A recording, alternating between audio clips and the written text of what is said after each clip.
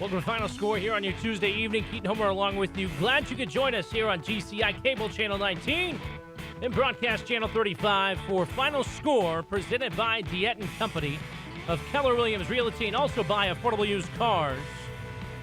On today's show, we're going to talk about the NCAA and how the Big 12 Commissioner, Bob Bowlesby, thinks schools are not being punished hard enough and are taking advantage of the NCAA, and how the NCAA has kind of been lackadaisical in many things. We'll also talk about Tony Dungy and his comments on Michael Sam, which have become pretty controversial over the past couple of days, and I'll tell you why Tony Dungy has every right to feel this way and shouldn't have to come out with an apology whatsoever or rethink his statements. We'll get to that in our second segment. We'll also talk about the second half of the Major League Baseball season. 5 things you should keep your eye out on in the second half of the Major League Baseball year. We also will finish the show with Are You Kidding Me?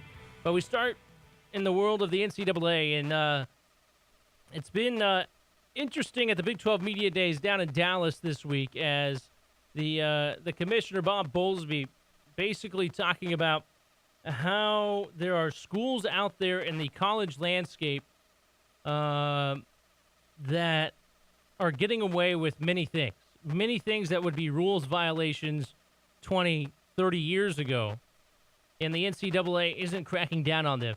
Here's a quote from the commissioner of the Big 12 Conference, basically saying cheating pays in the NCAA these days, and he doesn't foresee things changing much in the future. He says enforcement is broken. The Infractions Committee hasn't had an FBS hearing in almost a year, and I think it's not an understatement to say cheating pays presently.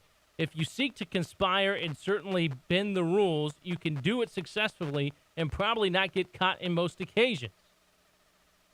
Wow. Those are some pretty bold statements to make about an association that, number one, makes billions of dollars a year now,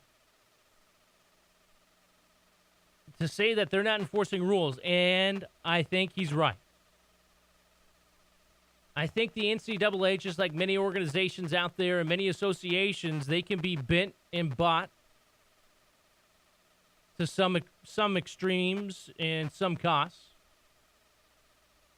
He goes on to say, I think that in the end, this will cause programs to be eliminated, mainly programs for men's Olympic sports that will go away as a result of new fundraising challenges that are coming down the pipe.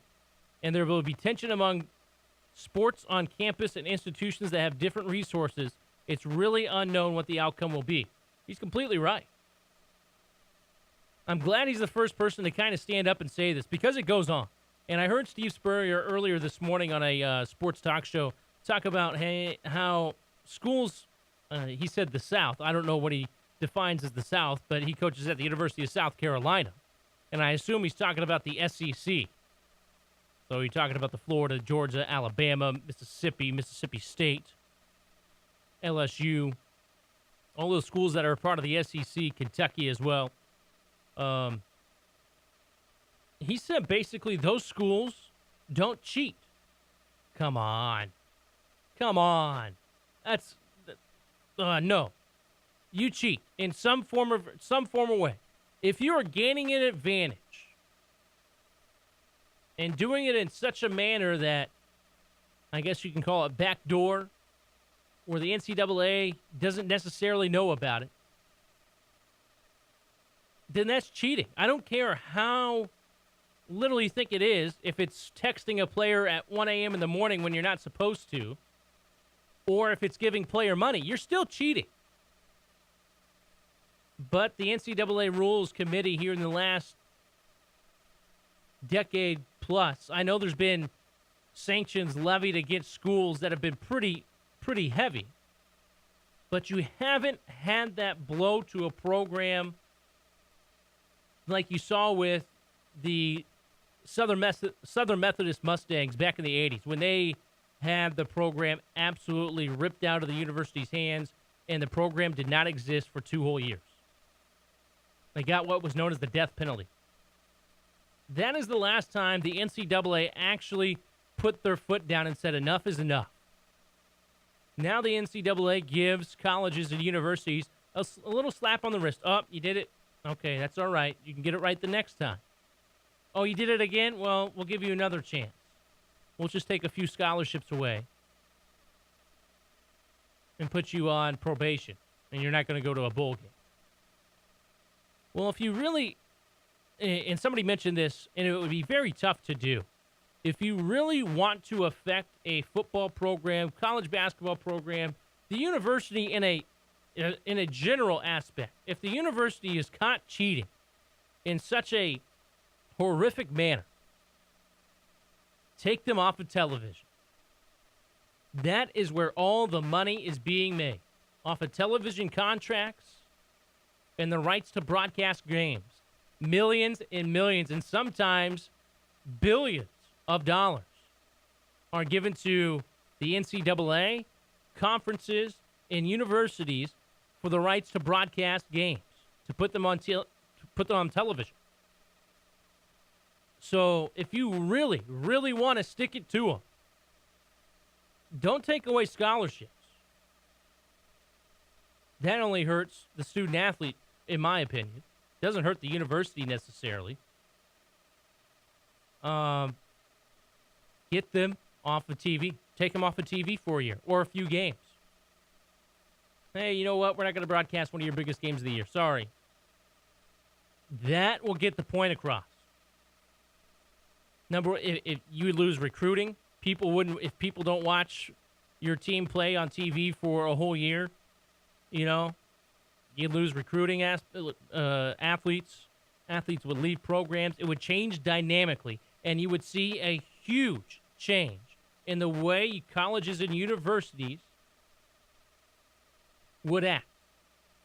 I'm glad that finally somebody from one of the major conferences has made a stand on this and has said, hey, there are still schools and universities out there cheating, but the NCAA isn't doing anything about it. Yeah, they're taking away scholarships. Yeah, they're taking away money, but it's not enough.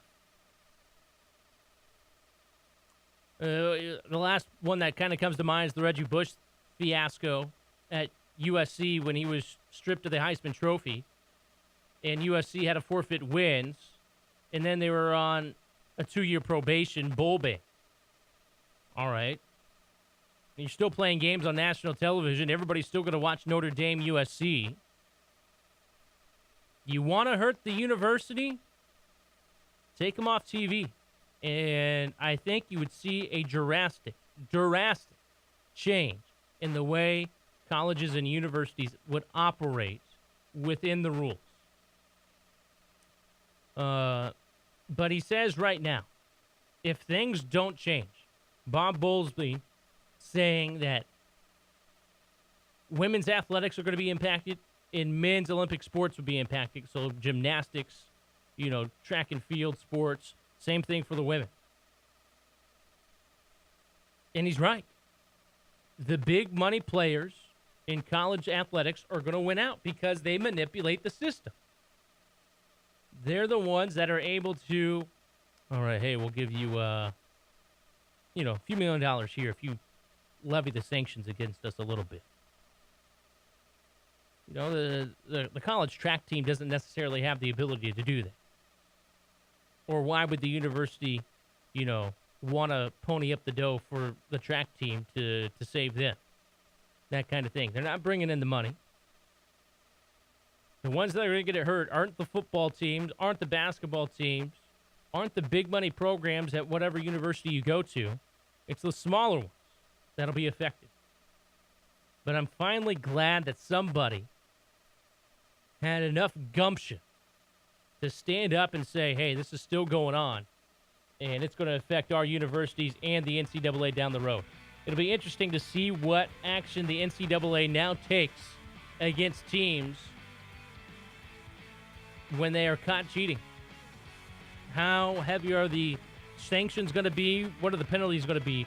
Certainly better be a lot more than what they have been in years past. Anyway, we'll take a quick break. Come back and we'll talk about Tony Dungy and his thoughts and his quote about Michael Sam a couple of days ago, which has started a media firestorm. So we'll talk about that. We'll also talk about the second half of the Major League Baseball season. All coming up right here on Final Score. Stay tuned.